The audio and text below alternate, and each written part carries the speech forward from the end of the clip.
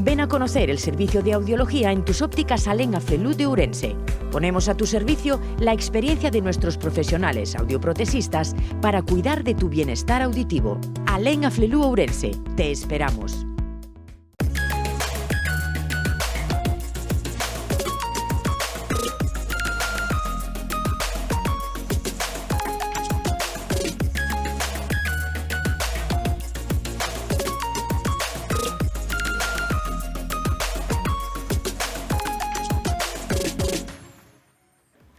¿Qué tal, amigos? Una semana más con todos ustedes. Bienvenidos a Las Cuentas Claras, como siempre, aquí en Telemiño. Ya les avanzo que el programa esta semana tendrá un alto contenido financiero, pero ya verán cómo es muy interesante. El asunto que nos lleva a arrancar es la reflexión en torno a un factor socioeconómico determinante en la provincia de Ourense, la alta capacidad de ahorro, pero ahora hay un nuevo dato muy importante, muy interesante. Más del 40% de las viviendas que se venden aquí en la provincia de Ourense se pagan al contado, sin necesidad de hipoteca. Eso significa un alto nivel de ahorro. Vamos a entrar precisamente en las razones que pueden llevar a este comportamiento. A falta de contabilizar diciembre del año pasado, en la provincia se vendieron 1.875 viviendas y se concedieron 1.104 hipotecas. Por lo tanto, el 58,8% necesitaron crédito, pero resulta llamativa la cifra de compras que se hicieron al contado, 771. Y eso que el mercado inmobiliario sigue teniendo sus precios al alza, un 1,6% de incremento en la provincia. Eso revela la buena salud financiera de los ourensanos, cuando menos en teoría. En el programa queremos abordar este asunto con un experto como Alberto Vaquero, profesor e investigador del Departamento de Economía Aplicada en la Universidad de Vigo. Empezamos por enumerar los motivos de este comportamiento. Ourense tiene tradición de ser grandes ahorradores. Es decir, es gente que trabaja mucho, son grandes trabajadores, pero también de ahorro muy elevado. Por lo tanto, es normal que tengáis esa disponibilidad de recursos continuamente. Fundamentalmente, es decir, mucha gente mayor en su momento emigró a trabajar fuera, ahorró y compró un piso en Ourense. Por lo tanto, es una capacidad de ahorro importante este tipo de personas. Percibe Vaquero un cambio de costumbres con las nuevas generaciones, no tan apegadas al ahorro y con otras prioridades. Es distinto. La gente joven ahora mismo vive mucho más al día. Es decir, son peores sueldos, peores trabajos y eso evidentemente le cuesta mucho ahorrar. Es decir, no es igual que antes. Es decir, el ahorro es otra gente ya de cierta edad, 55 más años aproximadamente. La gente joven es mucho de vivir el día a día, es decir, ahorrar, digamos, con lo justo y planificar poco. Una mentalidad muy diferente, por ejemplo, incluso a la nuestra. Es decir, son cohortes de población muy diferenciadas. Que se compre tanta vivienda y al contado significa también un alto grado de confianza en el sector para seguir invirtiendo en él. Un activo refugio, Antonio. Si de alguna forma es un instrumento, ahorro, al fin y al cabo, que siempre hasta ahora ha sido una alternativa muy interesante para grandes inversiones, como ocurre con, por ejemplo, inmuebles, garajes incluso, trasteros, es decir, el ladrillo todavía sigue estando, digamos, un activo muy interesante para la inversión. A ver, somos muy amigos del terruño, es decir, de lo nuestro. Es decir, nuestra casita, nuestro garaje, es decir, de alguna forma existe ese sentimiento de tener algo en propiedad. Por lo tanto, en Ourense quizás es mucho más intenso, mucho más elevado. Eso sí, revelan los datos que hay poca cultura financiera para explorar otros ámbitos de inversión. Sí, ya estamos preparados, por lo tanto existe la cultura ya mucho más, digamos, desarrollada, pero todavía tiene lagunas, es decir, a la gente joven le cuesta entender, por ejemplo, qué es una hipoteca preferente, una subprime, por ejemplo, es decir, elementos básicos como tipo de interés efectivo, anual efectivo, es decir, son conceptos que incluso a la gente de economía, ¿vale?, les cuesta a veces entenderlo, porque son complejos. Es decir, nos falta ese bagaje financiero, esa cultura financiera en todas las generaciones, incluso gente joven, o sea, no solamente gente mayor, como puede pensar en todo caso uno que tiene menos conocimiento económico, la gente mayor. Alberto Vaquero sí percibe además que el ahorrador medio sigue teniendo una fe ciega en su banco. Existe fidelidad con el banco, es decir, es una especie de matrimonio, es decir, a lo mejor la pareja no es el día a día lo más adecuado, pero sigues fiel al banco. ¿Por qué?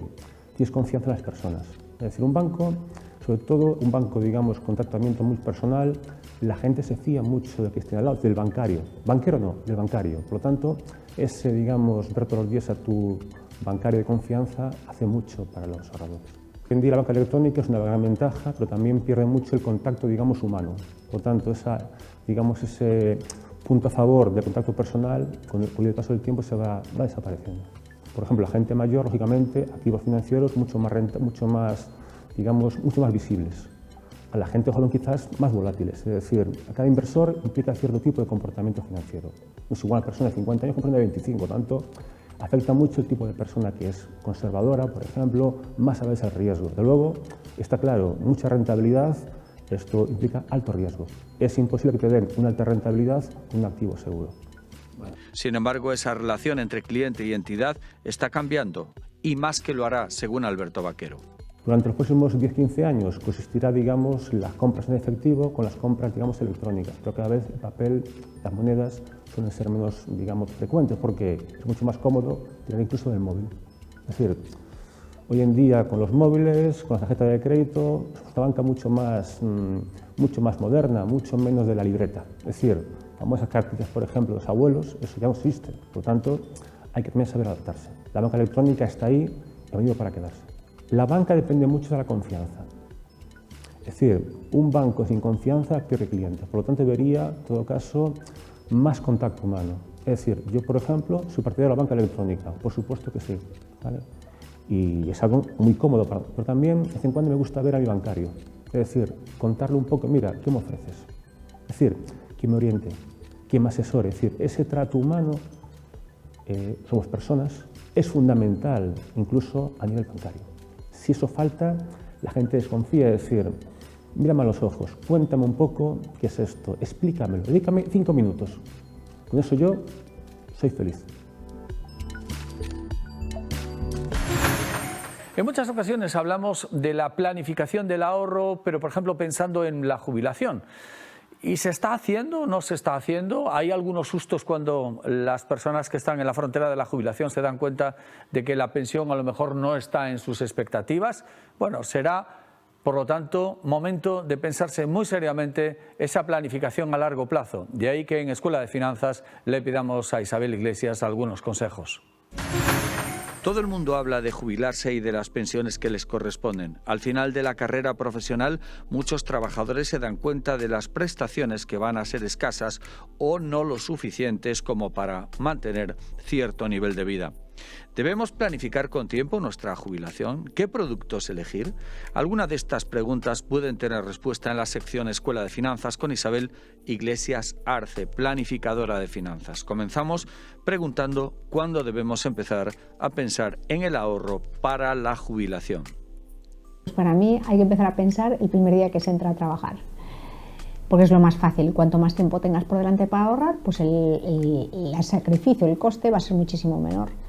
Entonces, si tú empiezas a trabajar y tienes una nómina y de esa nómina le reservas un porcentaje, ya adaptas a otro nivel de ingresos y la cantidad que tengas que aportar en ese momento será ridícula, pensándolo que si después te lo empiezas a pensar cuando falten 10 años para tu jubilación. Entonces, lógicamente, empezar a ahorrar para cuando te jubiles, cuando empieces a trabajar. Yo soy una defensora de que las pensiones no van a desaparecer. Lo que sí que está claro es que el sistema de pensiones se realizó en un momento, o se creó en un momento en que la pirámide poblacional era una, la sociedad ha ido por otros caminos y lógicamente pues va a pasar dos cosas, o te rebajan la pensión o tenemos que trabajar más años. Como creo que nadie va a querer trabajar más años, pues nos van a rebajar la pensión, lógicamente. Supongo que una persona empieza a trabajar, bueno, vamos a poner a los 30 años, ya para no ampliarlo antes, bueno, pues de 30 hasta los 65, quedan 35 años y los metes en una cajita, cuando vayas a sacarlo no tienes nada. Entonces, lógicamente, tienes que invertir a través de algún producto financiero que te permita, como mínimo, vencer a la inflación, para que tus ahorros, que tu esfuerzo que estás haciendo en el presente, pues tenga algo que decir en el futuro, lógicamente. Desde mi opinión personal, los planes de pensiones no es el producto para tener el 100% del ahorro de tu jubilación. ¿Por qué lo digo? Bueno, porque en España los planes de pensiones están muy bancarizados. Tú solo puedes acceder al producto que te ofrece tu propio banco, no tienes un abanico interesante de productos de inversión en planes de pensiones, y no lo digo yo, lo dicen las estadísticas, que la rentabilidad que ofrecen tampoco son para nada importantes. Por lo tanto, utilizarlos sí. En su día tenían unas ventajas fiscales que sí que era interesante también aprovecharse de ellas, pero cada vez esas ventajas fiscales se han ido reduciendo y prácticamente ahora pues el binomio rentabilidad-riesgo pues no compensa mucho. Pero si el ahorro lo tienes que canalizar a través de un producto, pues a lo mejor pues una cartera de fondos que sí que te permita obtener una rentabilidad adecuada y diversificando a través no solo productos nacionales, sino productos internacionales y con unas rentabilidades históricas mucho mejores, vamos. No es lo mismo, los planes de jubilación son las aseguradoras, hay un seguro de vida por detrás. Y bueno, también en su día tenían ventajas fiscales, pero hoy en día tampoco tienen ningún tipo de ventaja fiscal. Entonces, vuelvo a repetir, como se trata de un ahorro que tiene un histórico, o vamos a tener ahí y vamos a ir acumulando con un horizonte temporal superior a los 20 años, posiblemente en todos los casos, pues entonces, bueno, pues hay que planificarlo bien y hacer algún tipo de aportación periódica a través de, bueno, pues de un fondo de inversión o de varios fondos de inversión, una cartera diversificada, que te permita de forma activa o de forma pasiva pues alcanzar el objetivo que nos propongamos desde el inicio. Con una inversión, como digo, a un horizonte temporal de 20 años tenemos que buscar productos que nos permitan la capitalización compuesta, es decir, que nuestras aportaciones se vayan capitalizando y que nos permitan hacer aportaciones periódicas, porque es la forma más efectiva de conseguir rentabilizar nuestras aportaciones, es decir, pues una aportación mensual, una aportación bimensual, ¿vale?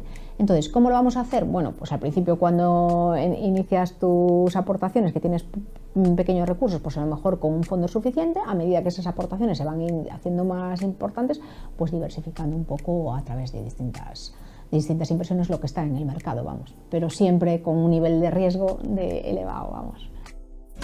Permítanos un pequeño paréntesis para la publicidad. Nos vemos de inmediato en la segunda parte. Hasta ahora, amigos.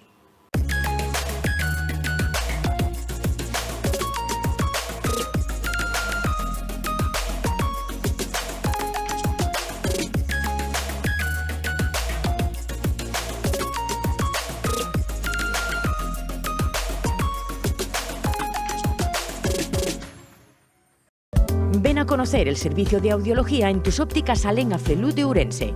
Ponemos a tu servicio la experiencia de nuestros profesionales audioprotesistas para cuidar de tu bienestar auditivo. Alén Aflelu Ourense, te esperamos.